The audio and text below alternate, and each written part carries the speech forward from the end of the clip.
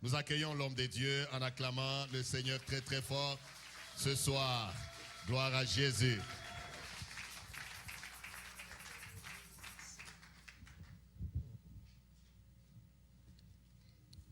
Que Dieu vous bénisse. C'est à vous que je parle, que Dieu vous bénisse.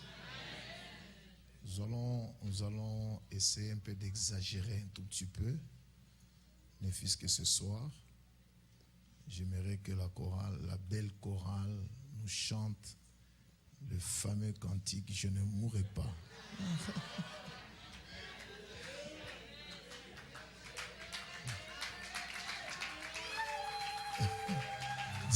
Dis à ton voisin, longue vie à toi.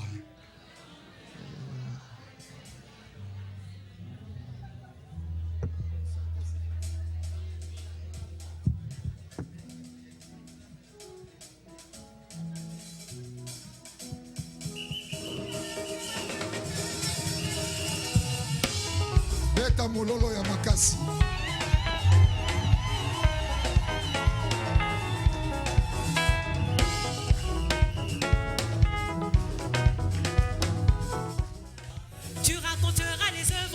L'Éternel, ton Dieu, tu raconteras les bontés de ton Sauveur. Je ne mourrai pas. Non, je ne mourrai pas, je vivrai. Oh non, non, non, non. Non, je ne mourrai pas, je vivrai. Je raconterai les œuvres de l'Éternel. Je raconterai les bontés de mon Sauveur. Je ne mourrai pas, non. Non, je ne mourrai pas, je vivrai, je vivrai. Non, je ne mourrai pas, je vivrai. Je dois raconter. Non, je ne mourrai pas, je vivrai. Je dois témoigner les œuvres de l'Éternel. Tu dois témoigner les bontés de mon Sauveur. Je ne mourrai pas.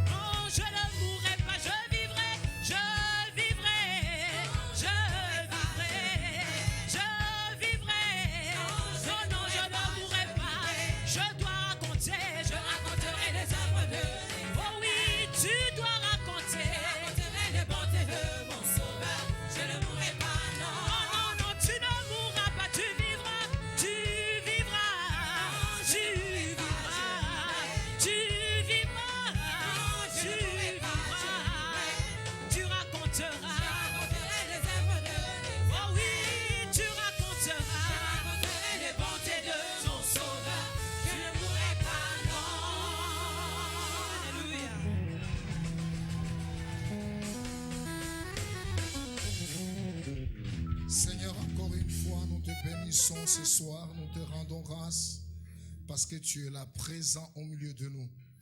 Et nous prions que tu nous bénisses au Père des gloires pour la prédication et pour l'entendement. Nous voulons au Père des gloires croître encore à tous égards au moins de ta parole. Que ta grâce repose sur ton assemblée ici présente au nom de Jésus. Amen. Que Dieu vous bénisse. On peut applaudir le Seigneur très fort. Donc depuis hier, nous sommes en train de parler sur les caractéristiques de la croissance et les 3 endroits stratégiques qui facilitent, qui encouragent la croissance. Et hier, nous avons introduit en faisant une remarque importante de 2 types de croissance qu'il faut vraiment éviter. La croissance asphyxiée, la croissance étouffée, selon qu'il est écrit dans la Bible, apprenant toujours, mais ne pouvant jamais arriver à la connaissance de la vérité. Et nous avons vu ensuite la croissance qu'il faut éviter, la croissance retardée. Vous, en effet, qui depuis longtemps devriez être de maîtres, mais vous avez encore besoin qu'on vous enseigne les premiers rudiments des oracles de Dieu. Vous en êtes venus à avoir besoin du lait ou de lait et non d'une nourriture solide. Or, quiconque en est au lait n'a pas l'expérience de la parole de justice, car il est un enfant. Dis à ton voisin, je refuse d'être un enfant. Je dois croître à tous égards. Et comme le pasteur l'a si bien dit, la croissance est évolutive. Ça, c'est la première caractéristique de la croissance. Elle est évolutive et non spontanée. Ça touche tous les domaines de la vie. Alléluia. Même sur le plan matériel, c'est petit à petit qu'on parviendra à avoir beaucoup. C'est petit à petit qu'on pourra vraiment aller jusque loin. C'est petit à petit qu'on pourra aller vraiment vers les sommités. Ce n'est pas d'un seul coup comme ça, mais c'est petit à petit. Et Dieu travaille souvent comme ça. Il prend tout son temps pendant que tu es affermi dans l'homme intérieur et il prépare aussi ce dont tu as besoin. Et au moment où les deux vont vraiment se rencontrer et Dieu va libérer certaines choses dans ta vie. Et nous avons vu, Dieu nous bénira plus que hier. C'est ce que nous avons dit hier. Dieu nous bénira plus que hier parce que la croissance, elle est évolutive.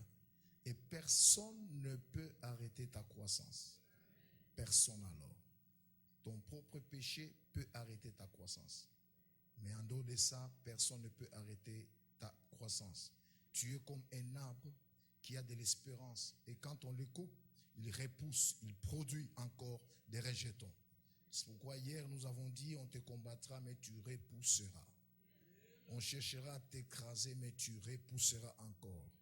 Parce que tu es une sémence entre les mains du Seigneur.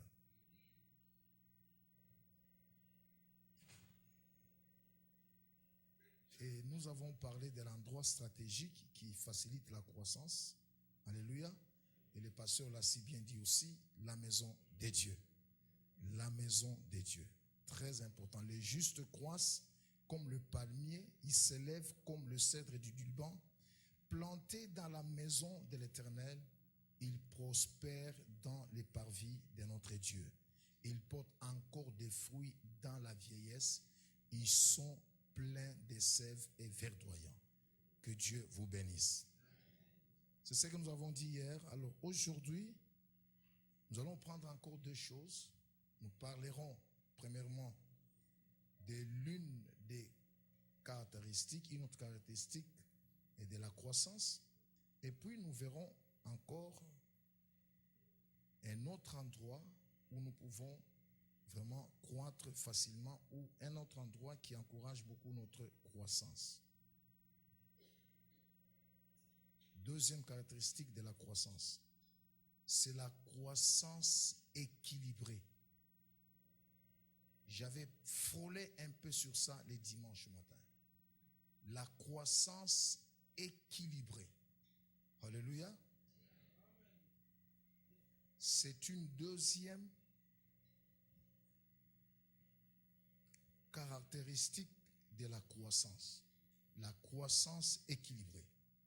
Et si nous lisons notre texte de base, Luc chapitre 2, verset 52, nous nous tenons debout tous ensemble pour la lecture.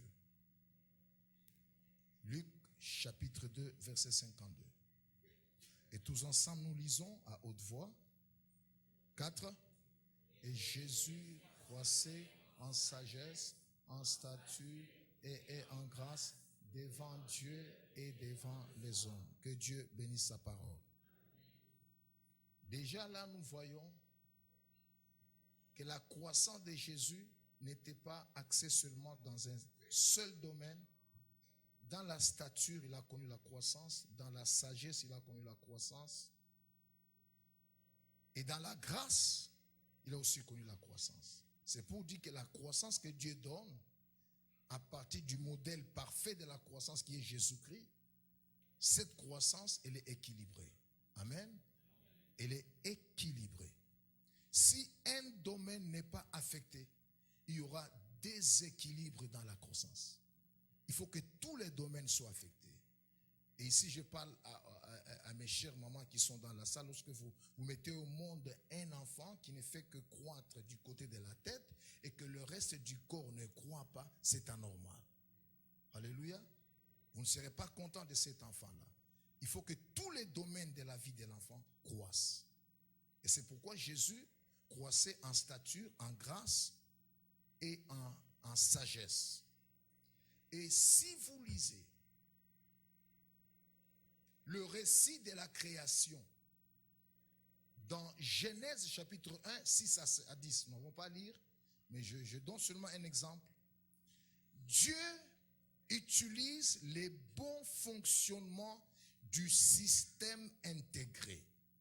Et vous allez voir que c'est un Dieu d'équilibre qui est en train de créer le monde en équilibre. Dites amen très fort. Et dans ce récit, Dieu va utiliser un bon fonctionnement du système. La terre est-elle en équilibre avec l'eau? Ce sont les questions que Dieu s'est posées avant de poursuivre la création. Et il a fixé. Le soleil présidera le jour et la lune et les étoiles la nuit. Entre le soleil et la terre, Dieu a fixé une distance rigoureusement très exacte, pour qu'il y ait équilibre dans tout ce qu'il a fait. Et tout ceci veut dire, s'il n'y a pas équilibre, il y aura déséquilibre dans l'ensemble du système. Et si un domaine de l'église ne connaît pas la croissance, il y aura déséquilibre dans l'église. Il faut que tous les domaines de l'église, tous les fidèles de l'église passent par la croissance. Alors à ce moment-là, nous aurons vraiment une église équilibrée. Écoutez-moi bien. L'immaturité fera de toi une charge dans l'église. L'immaturité fera de toi une charge dans l'église. Pour que tu marches, il faut qu'on te visite. Pour que tu reçoives, il faut qu'on t'impose toujours la main. Il faut qu'on prie pour toi. Tu n'as pas le temps de faire ça toi-même. Parce que tu n'as pas encore connu la croissance. Et tu es une charge pour les autres. Alléluia. Même dans la société, même dans la famille, quand tu ne crois pas, tu seras toujours une femme. Parce que l'immaturité fera de toi une charge et une pesanteur. Mais la maturité fera de toi une solution. C'est ton amen qui m'étonne. J'ai dit que c'est ton amen qui m'étonne. La maturité fera de toi une solution et un appui pour l'église. Un appui pour l'église. Parce que tu es mûr. On peut compter sur toi. Dites amen très fort. Tu es mûr. L'église peut compter aussi sur toi. Tu es mûr. L'église peut aussi investir en toi. Parce que la personne, elle est mûre. Alléluia. Pensez un peu au boiteux du temple. Lorsqu'il a reçu la guérison miracle, l'impotent là, au moment où Dieu l'a visité et qu'il a été guéri, si vous lisez la Bible, Il est entré dans le temple pour louer le Seigneur. Et à partir de là, il a suivi Jean et Pierre. Et plus tard, au chapitre 4, vous allez voir que c'est à partir de sa guérison, alléluia, que l'Église a connu une croissance extraordinaire. L'Église est passée à 5000 membres. Parce que lui, il était visité par le Seigneur, il était guéri. Et les gens se posaient des questions, est-ce que c'est Dieu qui a fait ça? C'est à partir de sa guérison miracle-là que les apôtres ont profité pour prêcher l'évangile. Et ces jours-là, beaucoup d'âmes ont été gagnées au Seigneur. Et l'Église a connu la croissance. Donc, tel que tu es là, tu es un pion entre les mains du Seigneur. Dites amen très fort. Tu es un pion entre les mains du Seigneur. Il faut que tu croisses et que tu cesses d'être bébé spirituel au sein de l'assemblée. Dites amen très bien. Je peux être endeuillé. Il peut se faire voir que, il peut arriver que mon pasteur ne passe pas par chez moi. Il peut arriver que mes frères ne viennent pas me visiter. Parce que je connais un malheur, je connais un deuil. Mais cela ne peut pas me bouger dans la foi. Ne peut pas bouger ma foi dans l'église. Ne peut pas me décourager de venir à l'église. Après le deuil, je me lève et je monte au temple de Dieu pour adorer le Seigneur. Alléluia. Alléluia. Je n'ai pas cru pour être visité. Je n'ai pas cru pour être consolé. Je n'ai pas cru pour être encouragé. Cela est possible qu'on t'encourage parce que nous sommes dans une communauté. Nous sommes pleins d'amour pour tout le monde. Mais si cela n'arrive pas, cela ne peut pas t'empêcher à te tenir debout et à venir dans le temple du Seigneur. Je pose la question à nos fidèles, dans mon église. Je dis, combien d'entre vous cette année sont venus me visiter chez moi à la maison? Est-ce que vous m'avez vu m'absenter un jour? De 2009 à 2010, j'étais tombé malade jusqu'au point de risquer même la mort. Toute l'église n'était pas venue me visiter. Il y a même des anciens qui n'ont pas eu le temps de venir me visiter. Mais ça ne m'a pas empêché de suivre Jésus et de continuer à prêcher la parole. De 2003, en 2003, j'ai perdu mon fils, comme je vous l'ai dit hier, de 21 ans. C'était un dimanche. Alors qu'on était en train d'adorer le Seigneur, il devait partir pour Lubumbashi et je vais lui demander de jouer au drum parce qu'il était drummer. Après l'adoration, il pouvait partir. Et après l'adoration, l'enfant est sorti et il est parti. J'aimerais vous dire que c'était le plus beau de tous mes enfants. Un enfant que j'aimais beaucoup, qui me comprenait facilement. Et chaque fois que j'avais des problèmes avec d'autres enfants, c'est lui qui s'interposait pour calmer la situation. C'est celui-là. Quand il est sorti de l'église, il est parti. Nous avons fini les cultes, nous sommes rentrés à la maison. Et pendant que je m'échangeais pour pouvoir me mettre maintenant à l'aise et passer à la table, je vois quelqu'un qui arrive à la maison, il frappe à la barrière, il entre, il me dit, pasteur, vérifie un peu. Il ne voulait pas me choquer directement, il dit, vérifie un peu. Il semble que Popol, ton fils qui est parti à Lubumbashi, a connu un accident dans ces véhicules-là. Et quand j'ai appelé mon jeune frère qui est à Lubumbashi d'aller vérifier, il est à l'hôpital, il a trouvé mon fils déjà mort. Il était mort. Et là, nous sommes le 15 décembre. Nous sommes le 15 décembre. Je suis resté à la maison une semaine sans partir à l'église. Parce que j'avais trop de visiteurs qui venaient. Et la deuxième semaine, c'est la fin de l'année. C'est le 1er janvier. Le jour d'action des grâces. Dieu vient me dire le samedi, tu dois te tenir debout et aller à l'église. Alors pendant que je m'apprêtais la nuit pour me préparer à aller à l'église, je dis à mon épouse, nous devons partir sur recommandation de Dieu. On ne va pas rester au salon ici en train de continuer à pleurer. Nous nous levons et nous partons à l'église.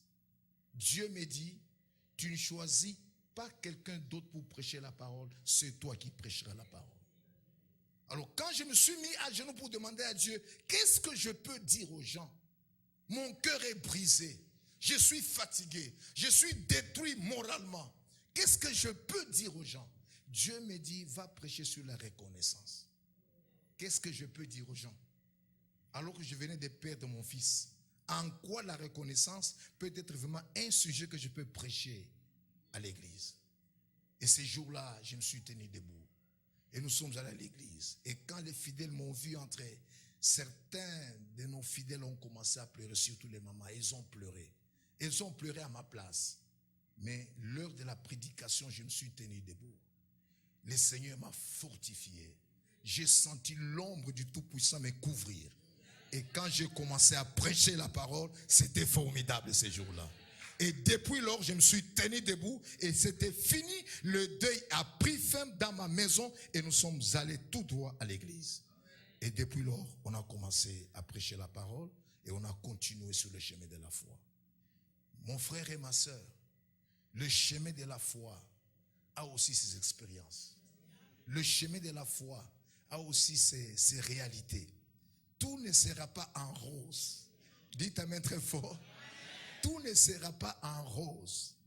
N'attends pas que tout le monde t'applaudisse. N'attends pas que tout le monde te jette des fleurs. Il y a des gens, quand toi tu feras bien, pour eux ça leur fera du mal. Mais cela ne peut pas t'empêcher d'aller de l'avant. Va de l'avant au nom de Jésus, parce que tu ne sers pas un homme, tu es en train de servir le Dieu vivant. C'est celui-là qui te récompensera un jour. Bon, c'est pour dire, peuple de Dieu, notre croissance doit être réelle. L'immaturité fera de toi une charge et une pesanteur dans l'église, mais la maturité fera de toi une solution et un appui pour l'église. Et ta croissance doit être équilibrée. Salomon était un roi très riche, mais en même temps très faible devant les femmes. Et observez sa fin. Sa fin n'était pas bonne parce que sa croissance n'était pas équilibrée. Il était fort riche, mais du côté des femmes, il était faible. Et c'est pourquoi cet homme-là, il a laissé la nation divisée parce que lui-même n'a pas connu la vraie croissance. Judas, choisi par Jésus lui-même, il était apôtre comme tous les autres apôtres, mais faible devant l'argent. Et c'est comme ça qu'il a vendu Jésus, qu'il a trahi Jésus et considéré sa fin. Il est allé se pendre lui-même. Il s'est disqualifié lui-même. Pourquoi? Parce qu'il était tout près du Seigneur, il écoutait la parole de Dieu, il marchait aux côtés du Seigneur, mais il n'a pas connu la vraie croissance. Les dons spirituels font allusion au charisme. Dites amen très fort. Mais les fruits de l'esprit font allusion au caractère. Il y a équilibre là-dessus. Tu as les dons spirituels, il faut aussi poursuivre les fruits spirituels. C'est pour qu'il y ait équilibre, sinon on va faire des dégâts et des dégâts dans le corps de Christ. Dites amen très fort. J'avais reçu chez moi un prophète qui est venu prêcher la parole. On me l'a recommandé. Beaucoup de gens m'ont demandé, non pasteur, donne-lui la parole, donne-lui la parole. J'ai dit, ok, comme vous avez insisté, je lui donne la parole. Il est arrivé chez moi à la maison, il est arrivé chez moi et je lui ai donné la parole. Ce qui m'a étonné, il s'est mis à prêcher la parole. Avec beaucoup d'erreurs. Il a prêché, il a prêché, il a prêché. Et finalement, il s'est mis à prophétiser. Et ces prophéties étaient vraies, vous n'avez pas l'idée. Il pouvait même donner le numéro de ta chaussure. Il pouvait même donner le numéro de ton téléphone. C'était très bon et très beau à entendre toutes ces choses-là. Mais juste après la prédication, il est allé s'asseoir là-bas. Alléluia. J'ai fait faire les offrandes dans l'église. J'ai fait faire les offrandes dans l'église. Ça m'a étonné. Le prophète s'est tenu debout de là où il était. Il est venu récupérer les paniers là-bas. Et pour commencer à compter l'argent sous ses pieds là-bas. Charisme, oui, mais caractère. Charisme, oui, mais caractère. Il faut qu'il y ait l'équilibre. Dites amen très fort. Dites amen encore très fort. Et je me suis dit, si je le loge dans un hôtel, il va commettre des dégâts celui-ci. Je l'ai logé dans ma maison pour contrôler tous ces mouvements-là.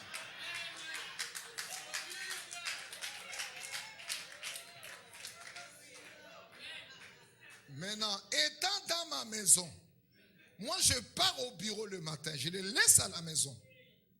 Je rentre à midi. Je les trouve dans mon divan, étalés là-bas, en train de suivre la télé, les pieds dans le divan. C'est comme si c'était chez lui. Je dis, mais ça c'est quel type de serviteur de Dieu? Sans éducation, sans éthique. Il était puissant en dos spirituel, mais faible en caractère. Vous voyez ça? Et je crois que nous devons enseigner ces choses. Nous devons apprendre au cours d'écrire ces choses. Nous sommes bénis avec des hommes de Dieu puissants, mais ils n'ont pas de caractère. Et souvent ça déçoit. Et souvent on nous injurie. Et dans la plupart des cas, on nous met tous dans le même sac. Même les innocents. Pourquoi? Parce que la croissance n'a pas été équilibrée. Dites amen très fort. Je reçois encore un autre homme de Dieu. Il vient du Nigeria. C'est un Congolais qui habitait là-bas. On me le recommande encore par un ami, le pasteur Kyungu. Reçois-le. C'est un bon prédicateur. Ok, c'est bon. Parce que chez moi, je vous dis franchement, je m'excuse de vous le dire, je ne donne pas la chair facilement.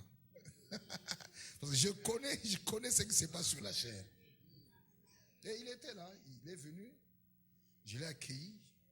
Je lui ai dit, bon, tu passes la nuit dans ma maison parce qu'il n'y a pas beaucoup d'enfants. Et tu peux passer la nuit ici. Non, parce que moi, il faut seulement dans un hôtel. Je lui ai dit, ok, d'accord. Et je l'ai amené dans un hôtel. Il ne savait pas que cet hôtel-là appartenait à l'une des mes diaconesses de l'église. Et ce sont ces enfants qui recevaient les clients au comptoir. Et parmi ces enfants, il y a mes choristes. Lui ne savait pas ça. Il est arrivé à l'hôtel. Et vers 10h, vers 22h, il va sortir de l'hôtel, chercher un taxi. Et il va aller à la cité chercher des filles. Et il va prendre un diacre qui faisait les taxis d'une église sœur avec laquelle nous collaborons. Et il va demander au diacre, là, amène-moi quelque part où je peux trouver des jeunes filles. Et il a pris 2 jeunes filles qu'il est venu passer la nuit avec dans sa chambre à l'hôtel. Mes choristes ne savaient pas, parce que je ne leur avais pas encore présenté ces messieurs. Ils étaient là, bon, ils l'ont reçu comme un client, mais il est allé passer la nuit avec 2 jeunes filles dans sa chambre. Et le lendemain matin, je me suis réveillé vite, je suis allé à l'hôtel pour le chercher. Je le trouve, comment tu vas passer? Non, très bien. Comment était la nuit? Très bien. Ok, c'est bon. Et on arrive à l'église, je prends mon micro, je lui donne. Il commence à prêcher. Et comme toujours, il prêche, il ramasse ici, il ramasse là-bas. Les gens applaudissent, les gens étaient contents, tout ça. Moi, je l'observais toujours. C'est seulement après la prédication que mes choristes sont venus me dire que papa, fais attention avec cet homme-là, vérifie les choses. On a vu ça, on a vu ça, on a vu ça, on a vu ça. Je suis allé voir le pasteur de ce taximène-là. Il m'a raconté exactement ce qui s'était passé pendant la nuit. Et c'est comme ça que je suis allé à Lubumbashi, à 120 km, trouver le pasteur Kyungu. Qu'est-ce que tu m'as fait avec l'homme que tu m'avais recommandé? Et lorsqu'il a appris ça, il a dit, cherchons-le. Nous l'avons trouvé quelque part, en train de manger je ne sais pas quoi. Et nous avons dit, écoute, tu es venu chier sur la chair de Dieu. Dieu va chier sur ton visage. Je te dis franchement. Il ne pouvait pas nier parce que c'était vrai. Vous voyez? Les charismes, oui, mais les caractères. Le charisme, oui, mais les caractères. Et je disais au pasteur dans l'Ancien Testament, lorsque Dieu voulait choisir les 70 hommes qui devaient travailler aux côtés de Moïse, Dieu a équilibré des choses. Il faut que ce soit des gens qui ont un bon témoignage. Ça fait allusion au caractère. Et si vous allez dans Actes chapitre 6, lorsque l'église a connu l'expansion, encore là les apôtres vont dire non, choisissons 7 hommes qu'on va prendre pour des diacres. Nous allons nous appliquer au ministère de la parole et au ministère de la prière. Mais il faut que ces gens-là, ils vont donner les critériums, ils vont donner ça. Il faut que ce soit des gens intelligents, des gens sages qui ont un bon témoignage. Et si vous allez dans Tite ou dans Timothée, l'évêque doit être irréprochable. L'ancien doit être irréprochable. Donc, partout où vous allez voir, Dieu n'encourage pas seulement le charisme, mais Dieu pèse beaucoup du côté du caractère. Donc, La croissance doit être équilibrée. Dites amen très bien. Regarde ton voisin maintenant. Dis-lui ceci. Tu chantes très bien. Dis-lui ça. Tu chantes très bien. Dis-lui, tu loues très bien. Écoute, s'il te boude, change de voisin. Tu chantes très bien. Tu danses très bien. Mais caractère. Iko-J, caractère. Iko-J, caractère. Quand tu te mets à parler, comment tu parles? Quand tu te mets à répliquer, comment tu répliques? Quand tu te mets à critiquer, comment tu critiques les gens? Quand tu te mets à t'enorgueillir, comment tu t'enorgueillis? Chanter, c'est très bon. Louer Dieu, c'est très bon. Mais caractère. La croissance doit être équilibrée. Dites amen très fort. Dites amen très fort. Il ne faut pas trop regarder le côté charisme. C'est bon, le charisme. Mais il faut aussi regarder du côté loyauté. Caractère de la personne. C'est alors que vous pouvez approcher la personne. Mais sinon, si vous suivez seulement le charisme et vous arrêtez seulement au charisme, que vous serez déçus. Il faut le caractère. C'est ce que j'appelle l'éthique. Alléluia. C'est que l'homme profond, l'être profond qui est en toi est en réalité. C'est ça l'éthique, c'est ça le caractère. Dites amen très fort. Je peux venir ici pour 3 jours, 4 jours, 1 semaine. Vous m'aimez beaucoup, vous m'appréciez beaucoup, mais ce n'est pas tout. Il faut que je reste avec vous pendant 1 année pour voir l'être profond en moi. Qui est-il en réalité? Et c'est pourquoi la Bible dit, chez certaines personnes, le mal pour se manifester, ça prend du temps. Ça prend du temps. Bon, ce qui est important pour nous, pendant ce travail que nous faisons ensemble, que Dieu travaille l'homme intérieur. Dieu travaille l'homme intérieur. Je sais qu'ici, il y a des lions ici. Je sais ça. Là, ils sont des brebis dans l'église. Ils sont des brebis ici. Mais là, à la maison, là, des grands lions. Et nous devons changer de camp. Parce que Dieu nous appelle à la croissance. Tu peux applaudir le Seigneur très fort. Applaudis très fort. Si j'étais blessé, pardonnez-moi. C'est pour ton bien. Dites amen très bien. Donc, il faut de l'équilibre. Même sur le plan social, si Dieu t'a créé femme, c'est qu'il te donnera un jour un mari. Oh, c'est ton amen qui m'étonne. Si Dieu t'a créé femme,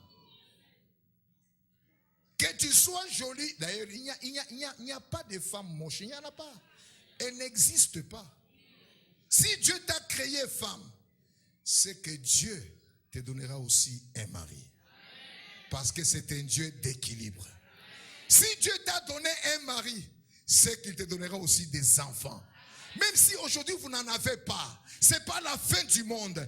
Dieu qui a fait la première chose, il fera aussi la deuxième chose. C'est un Dieu d'équilibre. S'il t'a béni et que tu as fini des études, donc, il te donnera aussi du travail. S'il t'a donné une vision pour les affaires, c'est qu'il te donnera aussi, il t'ouvrira aussi des grandes portes pour que cette vision-là soit accomplie. C'est un Dieu d'équilibre. Ma prière ce soir est que votre foyer soit équilibré. Votre présence au Canada soit équilibrée. Que votre travail soit équilibré. Que vos projets soient équilibrés. Que votre famille soit équilibrée. Que tout ce que vous entreprenez soit équilibré. Et que vous viviez la vie chrétienne équilibrée. Équilibrée. C'est alors que nous pourrons parler de la croissance équilibrée. Et maintenant, je prends le deuxième point. Deuxième endroit stratégique qui encourage la croissance à tous égards. On a fini avec les caractéristiques. Maintenant, je prends le deuxième endroit stratégique qui encourage la croissance. Et hier, nous avons parlé de quel endroit? La maison de Dieu. Très bien. Je vous parle d'un seul endroit aujourd'hui. Et voici l'endroit où vous devez être. Il faut, après la maison de Dieu, il faut être planté auprès d'un courant d'eau. C'est l'endroit qu'il vous faut. Être planté auprès d'un courant d'eau.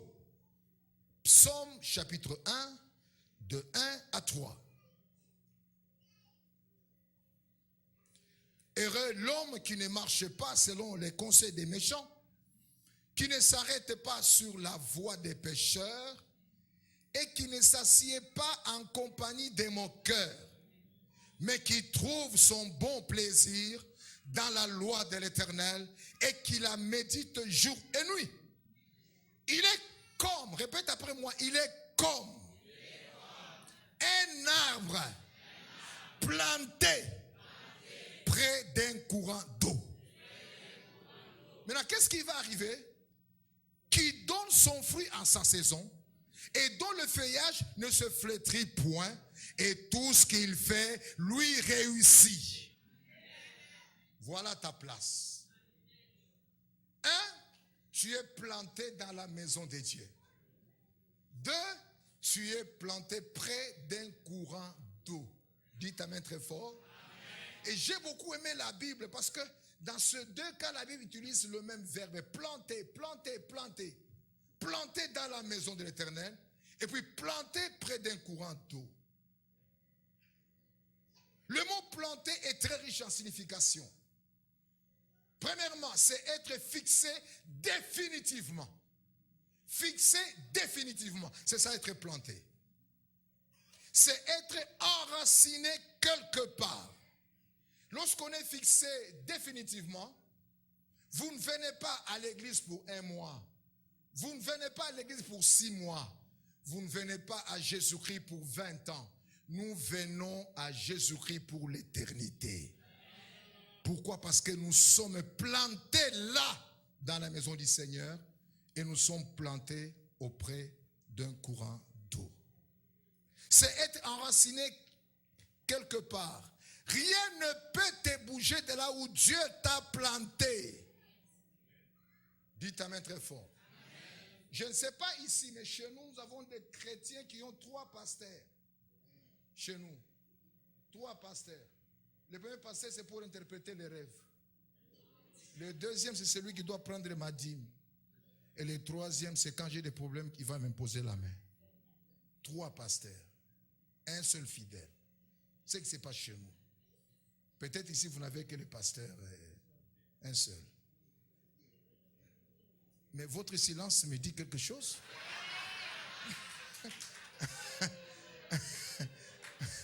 Au lieu de dire amen, mais vous ne dites rien. Et, pasteur, ça suspect, hein? Alléluia. Donc, vous êtes planté quelque part pour écouter les messages, pour écouter la parole de Dieu. Vous ne bougez pas de là, quelle que soit la tempête, quelles que soient les choses qui arrivent, quelle que soit la souffrance de l'église, quel que soit le désert par lequel vous passez, quels que soient les problèmes qui peuvent surgir dans l'église, vous ne bougez pas de l'église parce que c'est là que Dieu vous a planté. C'est là que Dieu vous a planté. On ne change pas d'église pour chercher des solutions à nos problèmes. Non, on change de caractère pour trouver des solutions à nos problèmes. Mais nous sommes dans la même église là. Dites amen très fort. Dites amen tout très fort. Il y a des gens qui changent comme ça les églises. Aujourd'hui, il est là-bas. Demain, il est là. Sur mon avenue, j'ai au moins 5 églises. Sur mon avenue, 5. Il faut être fort pour avoir les bandits là-bas. Sinon, ben on a pita.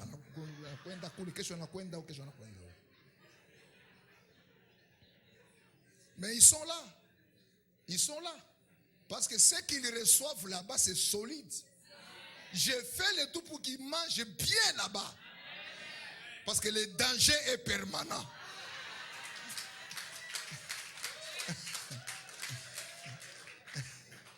Dites amen très bien.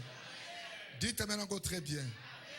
Donc, vous ne bougez pas de là où Dieu vous a placé. N'ayez pas une vie chrétienne superficielle. Une vie chrétienne là, légère. Non. N'importe qui arrive vous emporte. Non, non, non, non, non. On peut pas, vous n'êtes pas du papier sur la rue. Vous êtes un homme sauvé par le sang de Jésus-Christ. Et Jésus-Christ vous a planté quelque part. Est-ce que tu peux applaudir pour toi-même?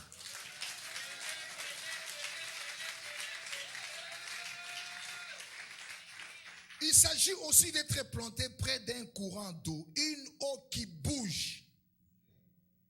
Il ne s'agit pas de l'eau stagnante, mais l'eau qui bouge, courant d'eau. Donc, cette eau-là est en train de bouger, ça donne la vie. Et je ne connais pas une autre qualité de l'eau qui donne la vie, bien aimé. L'eau qui donne la vie, c'est la parole de Dieu. C'est la parole de Dieu. Donc, nous sommes plantés auprès de la parole de Dieu. C'est ça l'eau courante. Dites amen. Heureusement, ici chez vous, Dieu vous a béni. Il vous a donné un homme qui a la parole.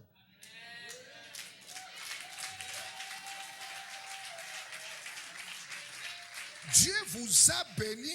Il vous a donné un homme qui a la parole de Dieu. Dites amen très fort. Après son appel, il n'a pas évité d'aller étudier encore pour connaître davantage les choses de Dieu. C'est que vous êtes bénis. J'ai dit que vous êtes bénis. J'ai dit que vous êtes bénis. Je l'ai dit à mes fidèles, vous êtes bénis ici.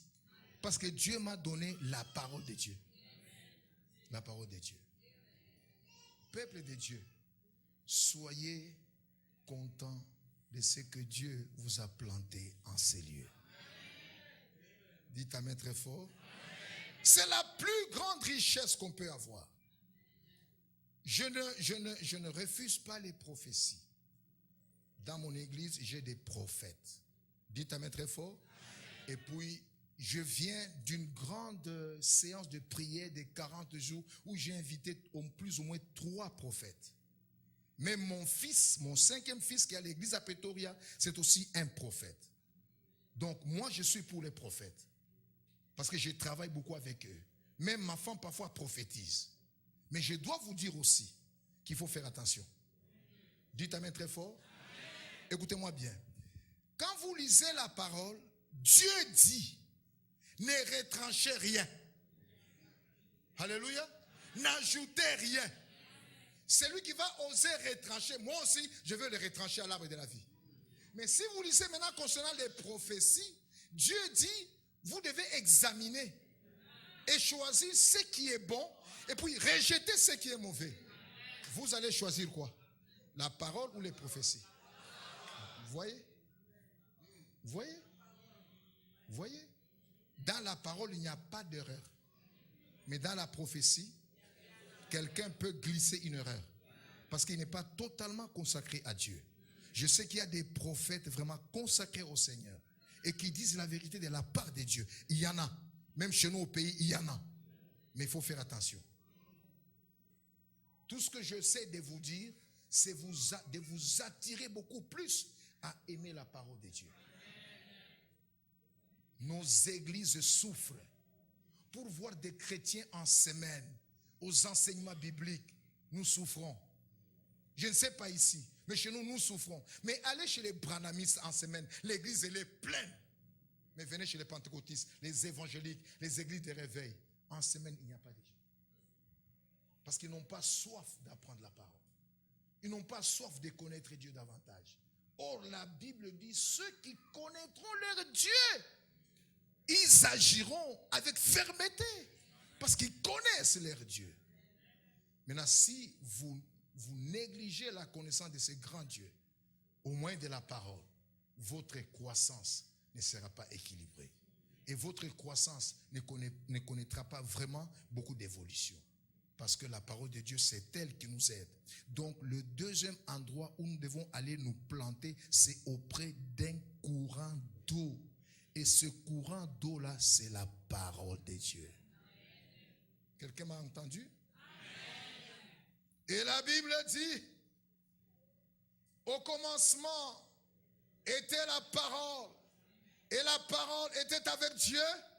Et la parole était Dieu lui-même. Formidable.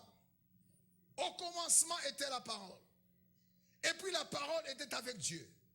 Et puis la parole était Dieu lui-même. Ça c'est Jean chapitre 1 verset 1. Ce qui veut dire, au commencement la parole était là. Alléluia.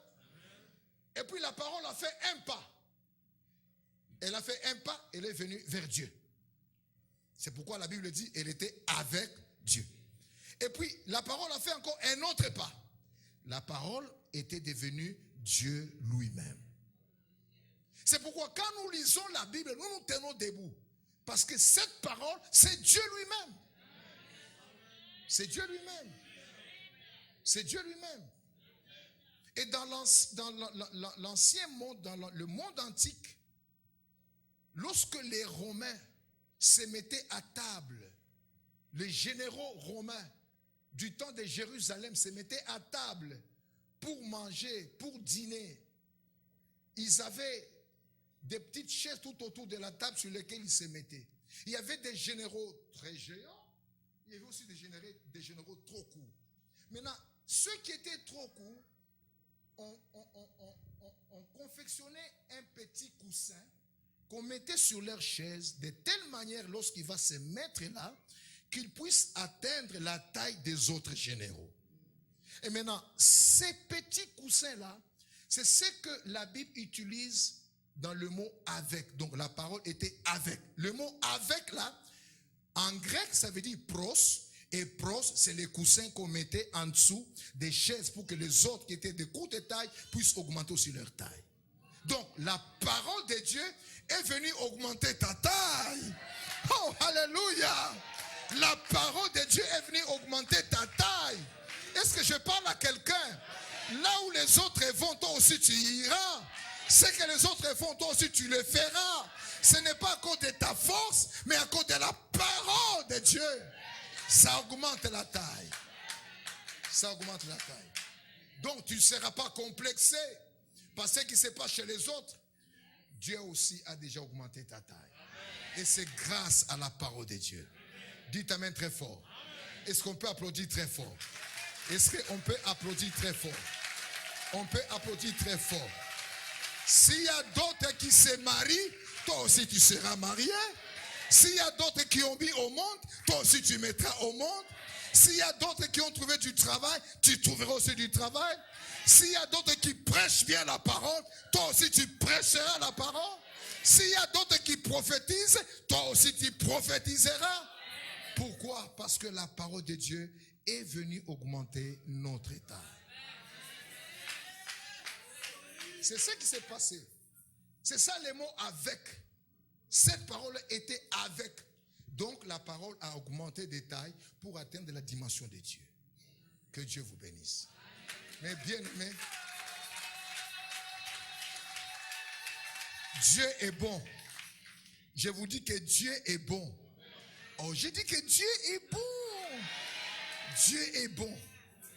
Dieu est très bon. La parole peut te surprendre en te donnant ce que tu n'attends pas. Ça peut te surprendre en te donnant ce que tu n'as pas.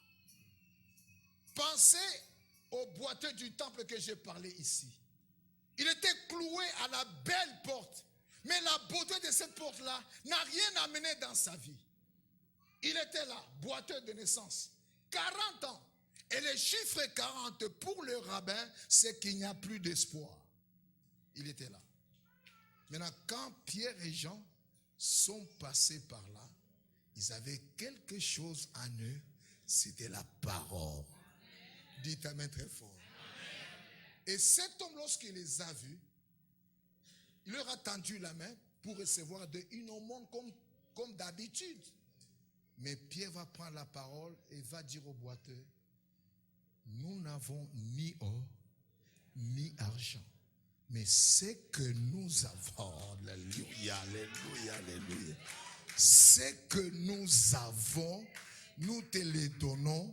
Au nom de Jésus, lève-toi et marche. Au même instant, le miracle s'est accompli. Au même instant, le miracle s'est accompli. Ils ont parlé.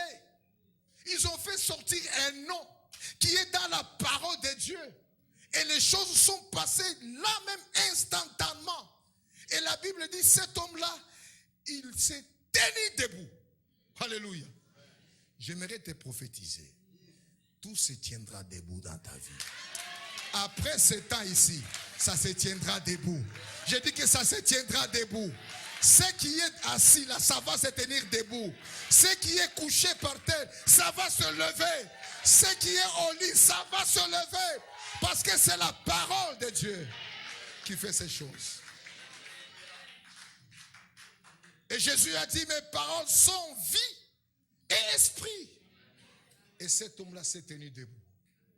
Et la Bible dit, il s'est mis à marcher, et puis sauter, et puis entrer dans le temple en train de louer. Quand la parole de Dieu agit dans ta vie, ça va changer de vitesse. Tu vas commencer par marcher comme tout le monde, et puis tu vas commencer à sauter les étapes. Dis ta main très fort. J'aimerais te dire que tu n'es pas en retard. Oh, tu n'es pas en retard. Tu n'es pas en retard. Quand toi tu vas mettre au monde, ça sera d'un coup 3 enfants. Tu vas sauter les étapes. Tu vas sauter les étapes. Parce que c'est la puissance de la parole de Dieu. Oh, alléluia. Est-ce que je parle à quelqu'un? Est-ce que je parle à quelqu'un? Est-ce que je parle à quelqu'un? Est-ce que je parle à quelqu'un? Toi, tu ne feras même pas beaucoup de choses pour avoir une bénédiction. Dieu va te faire entrer gratuitement. Dieu va te bénir extraordinairement. Parce que Dieu va faire sauter pour toi des étapes. Quand Dieu m'a donné du travail, moi, je n'ai même pas fait d'examen pour entrer dans ce travail. Le blanc m'a reçu seulement. Moi, j'étais à l'église en train de travailler. J'ai fabriqué les briques à l'église. Parce qu'il fallait agrandir le temple. Et nous étions là en train de fabriquer. Moi, j'étais le seul jeune à l'époque là qui fabriquait les briques. Et arrivé à ma 3e brique, je vois quelqu'un qui vient me chercher. On t'appelle rapidement par maman Marie à la maison. J'ai demandé l'autorisation à mon pasteur. Il m'a libéré. Je suis parti à la maison. Arrivé à la maison, il me dit, cours vite en ville. Le chômage nous avait abattus très fort.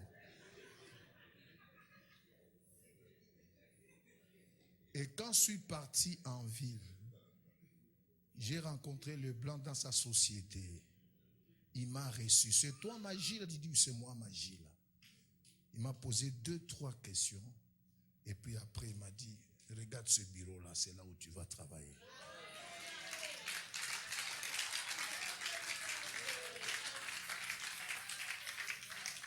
Et j'ai commencé le travail. Dieu nous a bénis. Lorsqu'on m'a payé mon premier salaire, après 2 ans de chômage, on m'a payé le premier. C'était beaucoup d'argent, papa. Beaucoup d'argent. J'ai amené ça à mon épouse. J'ai dit, maman Marie, viens, entrons dans la chambre.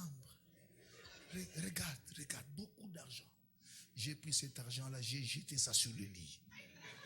Je suis monté dessus, j'ai commencé à sauter sur cet argent-là. J'ai dit à maman Marie, on va écraser ça. Parce que ça nous a écrasé. Moi aussi, j'ai écrasé ça. Ça nous a écrasé. Moi aussi, j'ai écrasé ça. Et c'est comme ça que quelques temps après, je prends tout cet argent, j'amène ça à l'église. Je dis, Seigneur, je ne mange pas ça. Ça, c'est mon offrande.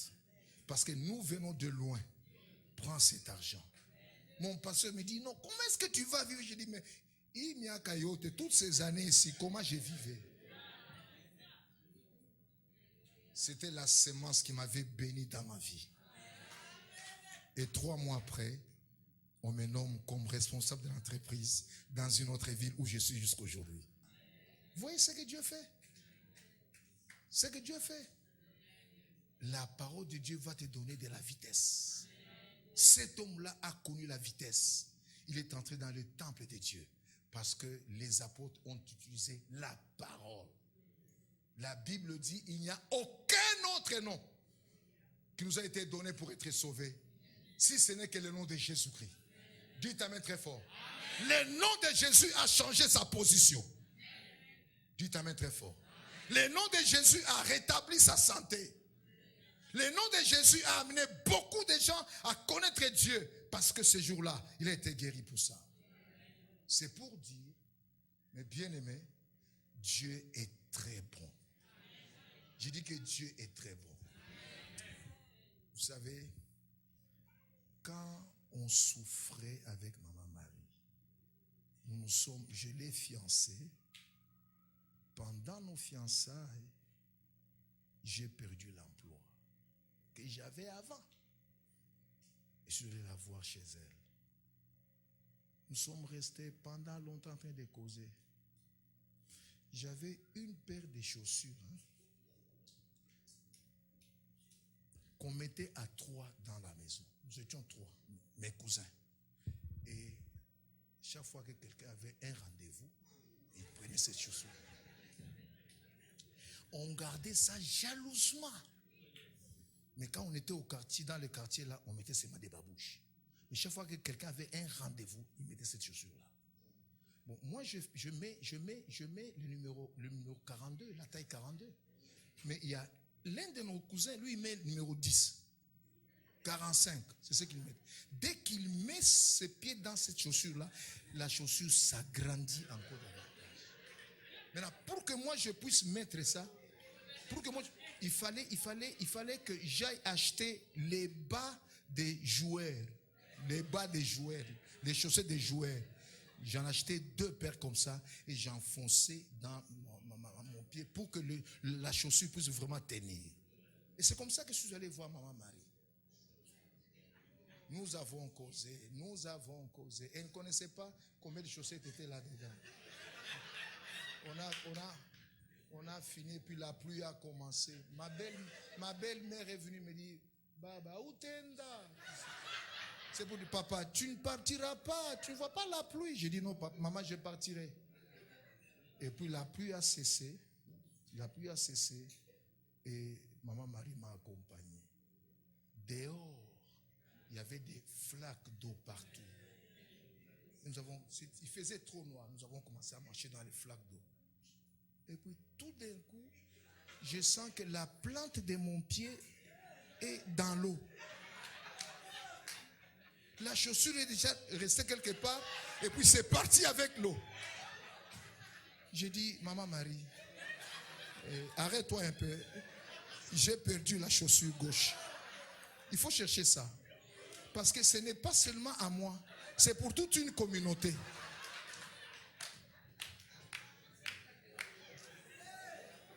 Bon, parfois ça fait rire, mais je vous dis que c'est ce que nous avons vécu.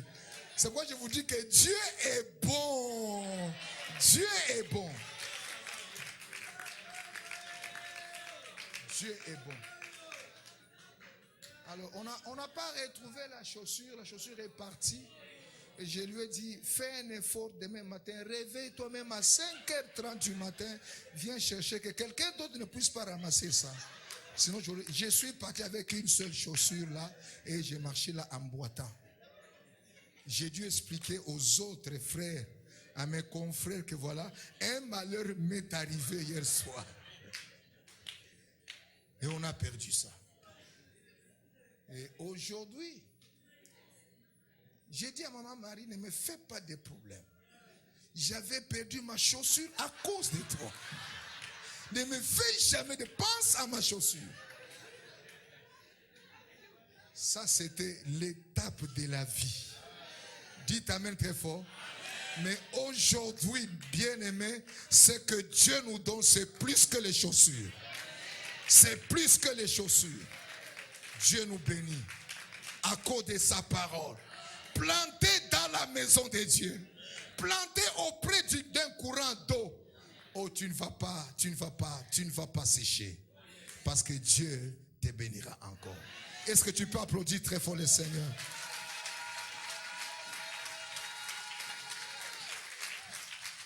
C'est pourquoi aujourd'hui, oh là là là là, j'en donne aux gens, parce que je connais la souffrance. Je connais la souffrance. Dieu est très bon. Si Dieu a permis que tu entendes ces choses, c'est que quelque chose est en train d'arriver dans ta vie. Quelque chose est en train d'arriver dans ta vie. Dis amen très très bien. Dis amen encore très bien. Que Dieu soit loué. Donc, Dieu peut te surprendre. Et l'apôtre Pierre va connaître la croissance dans la pêche miraculeuse. Grâce à la parole de Dieu. Jésus lui a dit, jette ton filet du côté droit. C'est seulement cette parole-là qui a fait que cet homme de Dieu puisse pêcher beaucoup de poissons. Parce que sa parole, elle est créatrice. Sa parole, c'est elle qui a créé tous les poissons. Donc, Jésus connaissait où se trouvaient les poissons. Pendant que lui pêchait du côté gauche, Jésus avait envoyé tous les poissons du côté droit. Et maintenant, le matin, il dit à Pierre, arrête de pêcher de ce côté-là parce que ma parole a déjà envoyé tous les poissons du côté droit. Va du côté droit, tu pêcheras. Et lorsqu'il a jeté son filet du côté droit, il a eu une pêche miraculeuse. Et Pierre va dire, sur ta parole, je jette mon filet. Mais bien aimé, aimez la parole de Dieu. Dites amen très fort. Aimez la parole de Dieu. J'ai une prophétie pour toi. La parole de Dieu peut faire revenir dans ta vie ce qui est déjà mort. Ce qui a disparu peut revenir dans ta vie. Et je prends l'exemple de Lazare. Quand Lazare était mort, Jésus est arrivé devant la tombe de Lazare. Ça faisait déjà 4 jours que cet homme était mort. Il pourrissait déjà, selon le récit de ses sœurs. Il pourrissait déjà. Mais Jésus arrive devant la tombe de Lazare. Il va rendre gloire au Seigneur. Et il va dire, je sais que tu vas m'exaucer parce que tous les jours, tu m'exauces. Et maintenant, Jésus va utiliser seulement la parole. Dites amen. Il va dire, Lazare, sors. Cette parole-là, dites amen très fort. Je vous ai dit, elle est multidirectionnelle. Quand Lazare était mort, son être s'est divisé en 3. L'esprit était chez Dieu. Et cette parole est allée chez Dieu et elle a récupéré l'esprit de Lazare. La même parole est descendue dans le séjour des morts et elle a récupéré l'âme de Lazare. La même parole est descendue dans la tombe et elle a recomposé le corps de Lazare. En un instant seulement, Lazare est sorti vivant grâce à la parole. Oh, ce soir, que la parole de Dieu te donne la vie. Que la parole te donne la vie. Que tu récupères ce que tu as déjà perdu au nom de Jésus. Que tu récupères ce que tu as déjà perdu au nom de Jésus. Même si ta chance a été enterrée à Kabeyaka Mwanga, la parole de Dieu peut aller récupérer ça là-bas et amener ça ici. Même si ta chance est enterrée à Kasumbalesa, nous sommes au Canada. La parole n'a pas de frontières. La parole n'a pas de visa. La parole n'a pas d'avion. La parole ira là-bas et va récupérer. Parce qu'avec l'âme de Lazare, avec l'esprit de Lazare qui était entre les mains de Dieu, cette parole de Jésus-Christ est allée récupérer ça. Bien-aimé, aimez la parole. J'ai dit aimez la parole. J'ai dit aimez la parole. Aimez la parole. Tout passera. Mais mes paroles de Jésus ne passeront jamais. C'est pour dire, si nous privilégions la parole dans cette église, tout ce que vous perdez, vous finirez par le récupérer. Tout ce que vous ne voyez pas aujourd'hui, vous le verrez demain. Grâce à la parole de Dieu. Malheureusement, les chrétiens de ce siècle n'aiment pas la parole. N'aiment pas la parole. Ils veulent beaucoup de spectacles là, qui n'ont rien à voir. Mais la parole de Dieu, elle est puissante. J'enseigne à mon église, aimez la parole. Mangez la parole. Respirez la parole. Vivez la parole. Et vous réussirez. Je dois vous dire ici, votre avenir est dans la parole. Tes enfants sont dans la parole. Ton mariage est dans la parole. Tes affaires sont dans la parole. Ta vie tout entière est dans la parole. Si tu entres dans la parole, tu découvriras ce que tu dois être dans ta vie. La parole. La parole. Et c'est très difficile de faire tomber une église assise sur la parole. C'est très difficile que tu puisses chanceler dans ta foi lorsque tu as la parole de Dieu. C'est pourquoi, peuple de Dieu, ma prière est que ce soir, que nous puissions être enracinés dans la parole de Dieu. Si Jésus-Christ n'avait pas précisé, là à la tombe, le nom de Lazare, tous les morts allaient ressusciter ce jour-là. Mais je te dis franchement, si Jésus n'avait pas dit Lazare, s'il avait dit seulement sors, je vous dis que Naba Abraham, Naba Moïse, tous ces mondes-là allaient ressusciter ce jour-là. Heureusement, il avait précisé. Aujourd'hui, ce n'est pas à tout Canada que Dieu parle. C'est à toi seulement. C'est à toi seulement. Donc cette parole est à toi seulement. Et si tu prends ça à cœur, tu verras la gloire du Seigneur. Pourquoi tout le monde allait ressusciter? Parce que la Bible dit, l'heure vient et elle est déjà venue où les morts entendront la voix du Fils de l'homme et ceux qui l'auront entendu vivront. Heureusement, ces jours-là, quand il a crié, sors, les morts dans les séjours des morts ont commencé à bouger. Et maintenant, le croque-mort leur a dit, non, non, c'est pas vous. C'est seulement Lazare. Vous dormez là-bas. C'est pour dire, peuple de Dieu, la parole de Dieu, elle est puissante. Elle est puissante. La parole peut te rendre fécond et productif. Et c'est par là où je termine. Comme la pluie et la neige descendent des cieux et n'y retournent pas sans avoir arrosé, fécondé la terre et fait germer les plantes sans avoir donné de la sémence au semeur et du pain à celui qui mange, ainsi en est-il de ma parole qui sort de ma bouche. Elle ne retourne point à moi sans effet, sans avoir exécuté ma volonté et accompli mes desseins. 4 effets que Ésaïe nous signale quand la parole tombe quelque part. C'est comme de la pluie. Tel que vous êtes assis là, en train d'écouter la parole, vous êtes mouillé par la pluie de la parole. Ne vivez jamais en dehors de la pluie de la parole.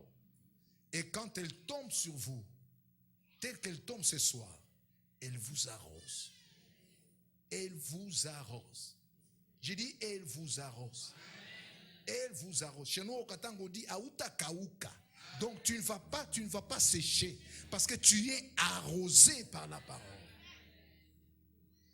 Et après, tu deviens fécond. Parce que tu as été arrosé, tu deviens fécond. Ce que tu vas toucher entre tes mains, ça va marcher.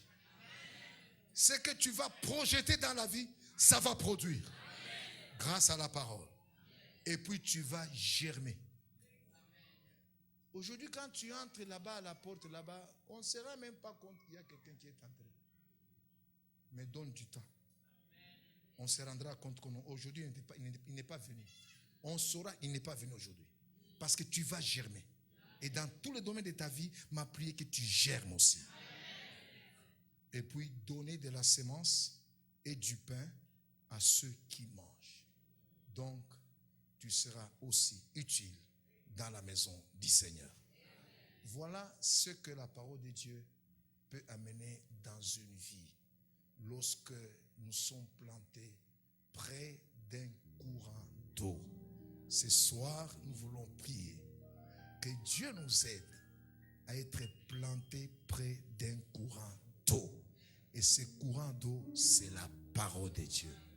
Et je répète encore, vous êtes bénis parce que votre pasteur, il a la parole de Dieu.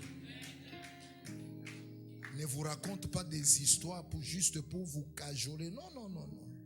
Il vous donne la voie par laquelle vous devez passer et connaître Dieu et le servir davantage.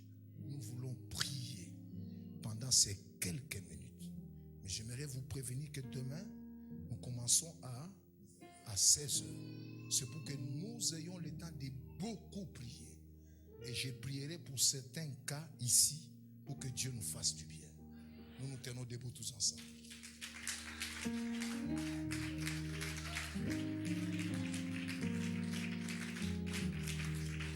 Alors, la première chose que nous voulons demander à Dieu, Seigneur, aide-moi que je puisse être une femme, un homme, un jeune homme de caractère.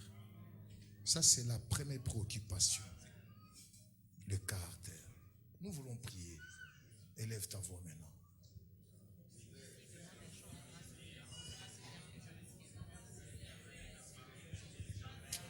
Oh, praise God. Merci Jésus.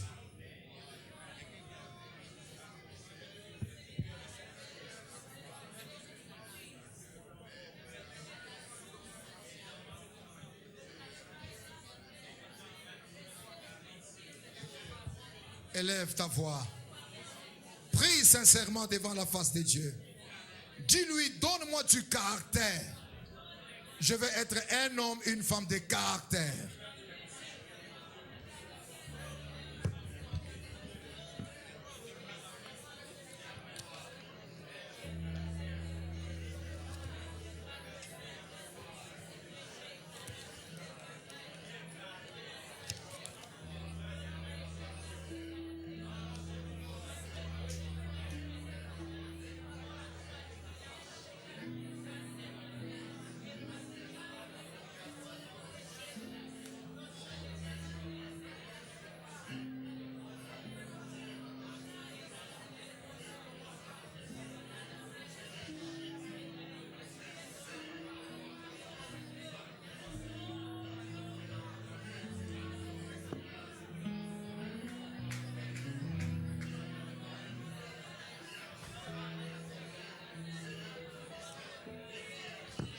Oh, merci Jésus. Chut. Nous nous tenons debout tous ensemble. Restez debout s'il vous plaît. Maintenant, tenez-vous par les mains. Tenez-vous par les mains. Même dans le couloir, tenez-vous par les mains. Nous voulons faire une prière d'ensemble. Vous savez, la chose la plus importante dans l'église, c'est la présence de Dieu. Et la deuxième chose, c'est la parole. Et la troisième, c'est l'Esprit du Seigneur. Ce sont ces choses qui sont importantes dans une église. Nous voulons prier pour que Dieu nous aide dans notre église. Pour que nous puissions être des hommes et des femmes qui aiment la parole. Qui méditent la parole même à la maison. Qui trouvent du temps de jeter un coup d'œil dans la parole du Seigneur. Nous voulons prier pour que Dieu nous fasse du bien et que nous puissions être enracinés dans la parole. Prions tous ensemble.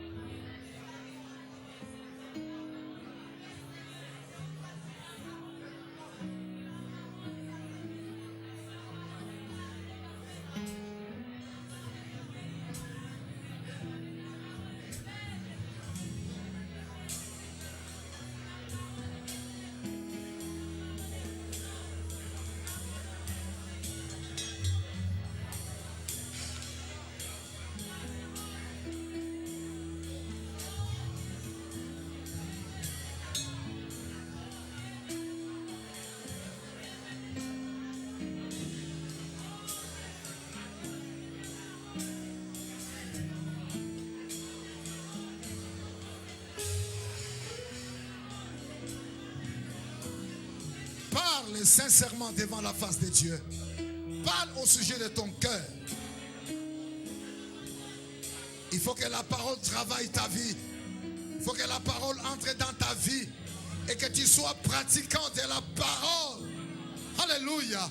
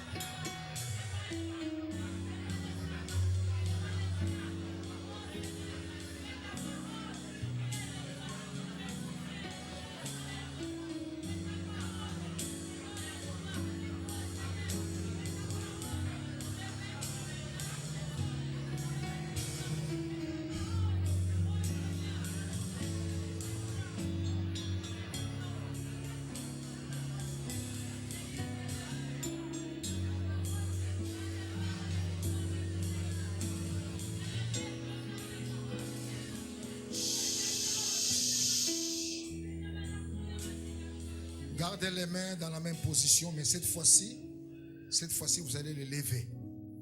Levez vos mains à moitié vers le ciel. Et maintenant, nous voulons recommander la journée de demain. Ça sera une forte journée. Une journée bénie. Une journée où Dieu doit nous visiter. Une journée où nous allons monter des dimensions dans nos vies. C'est le dernier jour de la semaine. Nous voulons voir la main de Dieu toucher nos vies. Nous voulons voir l'Esprit de Dieu travailler dans cette église. J'ai préféré enseigner pendant la semaine et que demain, nous puissions passer maintenant à l'action. Et que Dieu te visite et que Dieu te fasse du bien. Recommande la journée de demain entre mes dix Seigneur.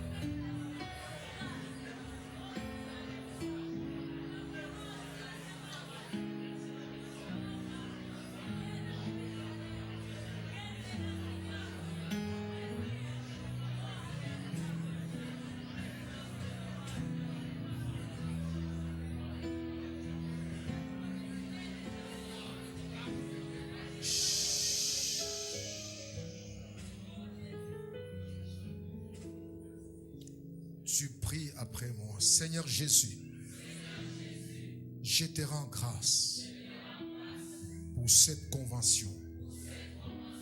Tu m'as parlé. Tu m'as édifié. Je prends la décision de te suivre, toi Jésus, et de mettre ta parole en pratique. Et que la croissance ne soit pas une lettre morte, mais que ça soit une réalité vivante. Je veux croître. Cette année, je veux croître. Ce mois, je veux croître. Pendant ce semestre, je veux croître. Je refuse de demeurer un enfant. Je refuse de rester immature. À partir de ce soir, je proclame la maturité spirituelle, sociale, familiale, sanitaire, matérielle dans toute ma vie. Au nom de Jésus. Merci Jésus pour tout ce que tu feras pour moi dans la suite des temps. Et je recommande la journée de demain entre tes mains. Viens me rencontrer parce que je serai là. Au nom de Jésus. Amen.